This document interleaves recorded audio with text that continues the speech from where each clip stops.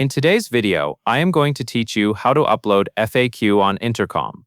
To begin, make sure you are logged in to your Intercom workspace and looking at the main dashboard. On the left-hand sidebar, you will see several icons used to navigate different areas. Look for the Help Center option, which is shown with a book icon. Go ahead and click that. This is where Intercom stores the content your customers will read when they search for answers, including FAQ articles and help documentation.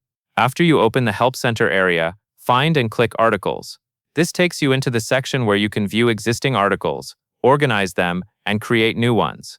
It is a good idea to quickly scan the list so you understand how your current content is structured, especially if your Help Center already has categories or folders in place.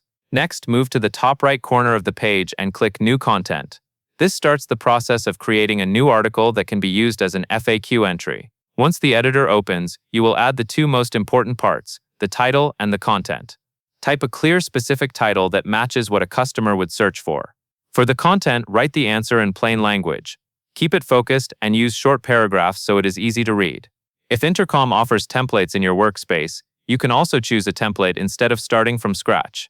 Templates can help keep formatting consistent across your Help Center.